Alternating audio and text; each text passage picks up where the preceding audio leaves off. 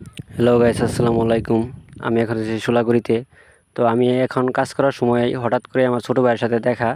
তো দেখার পরে ওর হাতে দেখি একটা যে সুতাটার দিকে চাই দেখি যে এটা হচ্ছে ঘুড়ি। তো আমি ভাবলাম যে অনেক দিন ধরে আমরা ঘুড়ি উড়াই না, তো ভাবলাম ছোটো ভাইকে বলে নিয়ে আসলাম, নিয়ে যে আমি একটু চালাই।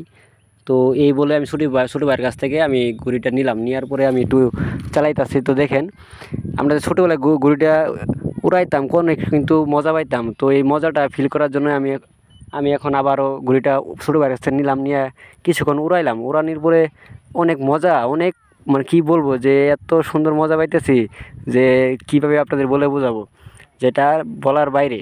তো আপনারা যারা এরকম ঘুড়ি উড়াইছেন তারা কিন্তু অনেকে জানেন যে এটা আসলে কীরকম মজা।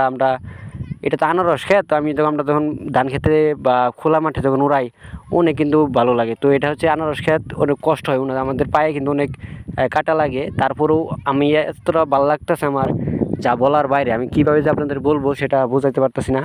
তো আমি শুধু আপনাকে এটুকু বলবো যে আপনি যে আনারস খেতে আমি ঘুরে উড়াইতেছি, আমাদের কষ্ট হইতেছে, তারপরেও নিজের নিজের ভিতরে একটা শান্তি পাইতেছি। তো আমি চাই আপনারা আমার ভিডিওটা দেখেন, একটা লাইক করেন, একটা কমেন্ট করেন, একটা শেয়ার করেন। আর আমার সুন্দর সুন্দর ভিডিও পেতে হলে অবশ্যই পেজটিতে ফলো করে রাখবেন। আর যারা এখনও এরকম ঘুড়ি উড়ান নাই তাদেরকে বলবো যে আপনারা অবশ্যই ঘুড়ি উড়ান। আর ভালো লাগলে অবশ্যই কমেন্ট করে জানাবেন যে আপনারা ঘুড়ি উড়াতে কেমন